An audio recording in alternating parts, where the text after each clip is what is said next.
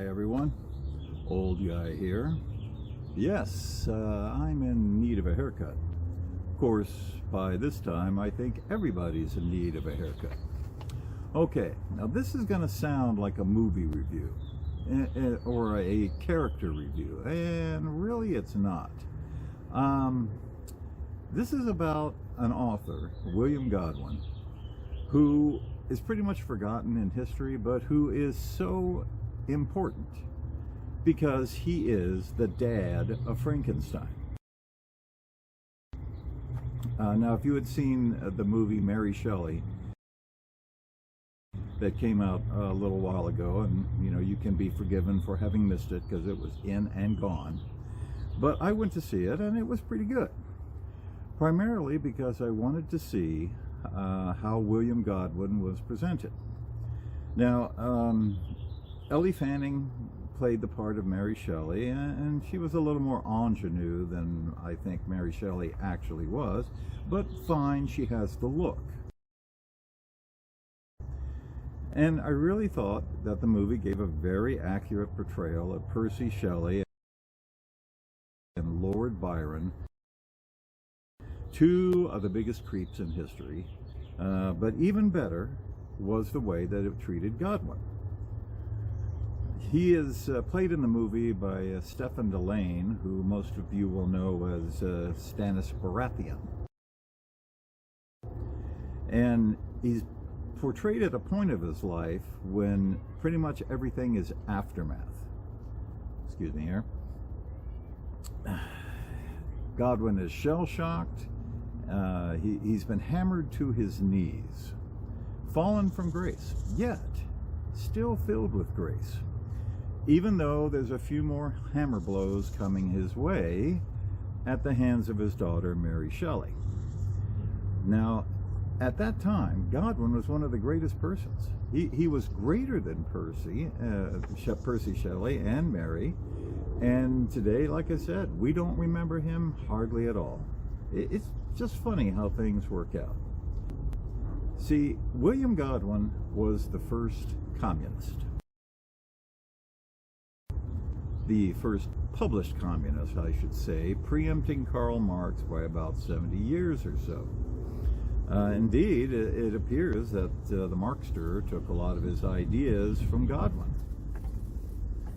And you're probably wondering, I, who have evinced a little bit of anti-communism from time to time, would be willing to speak about Godwin, because I think he is one of the most fascinating characters in history, and especially in literary history.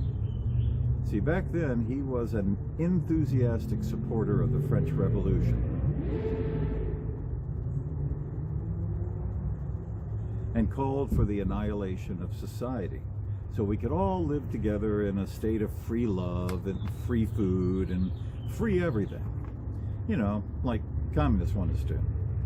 He was the toast of the radical cool kids. I mean, Coleridge and Wordsworth and Hazlitt followed him around like a puppy. He hung out with Thomas Paine and Thomas Holcroft. He got invited to the best parties. He was the Bernie Sanders of his time. He was also quite the novelist. He wrote what is considered the first literary thriller, called Caleb Williams. The man was a bon vivant. And then it all went to crap. Why? Well, the oldest story of all, love. See, Godwin fell in love with an unusual, beautiful, wondrous woman named Mary Wollstonecraft. She was a radical feminist, and the two of them not only hit it off, they became pregnant with Mary, without benefit of marriage vows, which was about the lowest thing you could do in 18th century London, especially since Wollstonecraft already had an illegitimate daughter named Fanny, who was conceived with an American. Ooh. And that happened when she was living in revolutionary France. So friends and relatives shunned Godwin and Mary. Now, when the French Revolution turned ugly and bloody, and everyone else,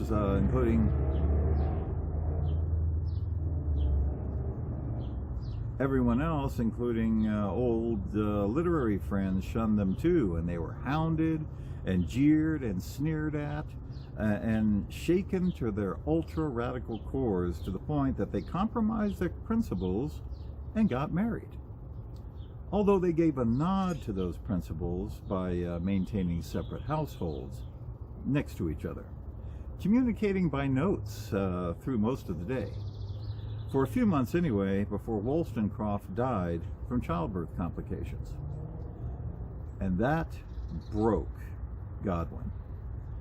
More so than the wholesale repudiation he got from kith and kin over his radical philosophies, because Godwin loved Wollstonecraft with an intensity, a purity, a completeness that is the stuff of legends.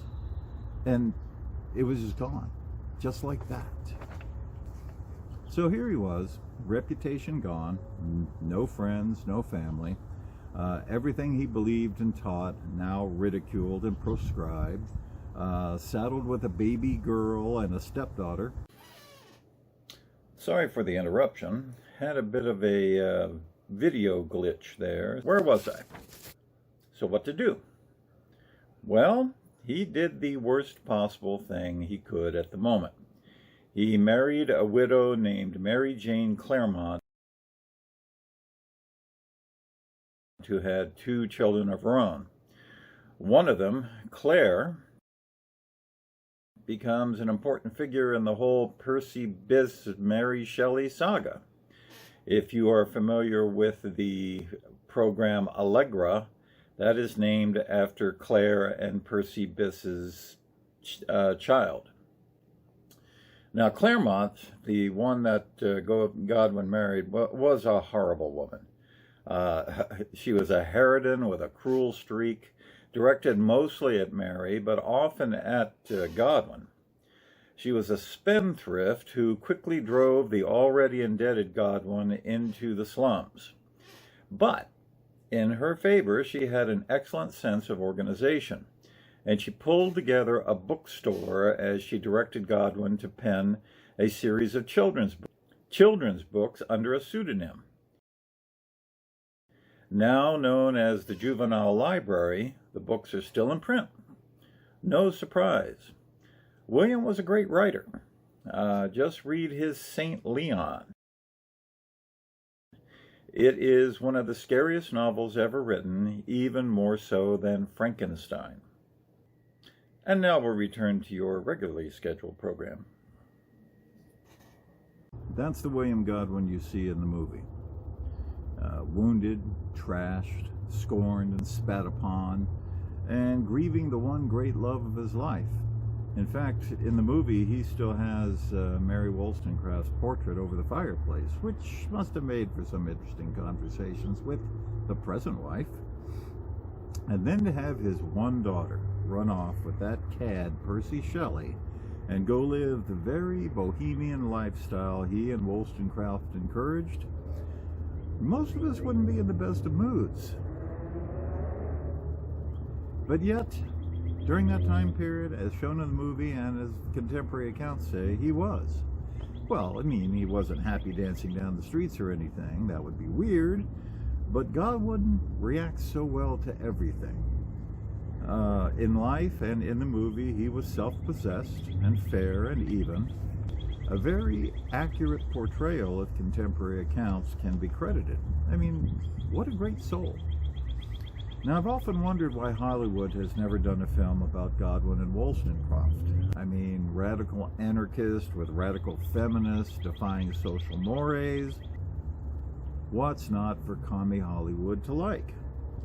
Maybe because it didn't turn out so well? I don't think so. I think it actually turned out quite wonderful. The love is still in Godwin's eyes. Old guy here. See you.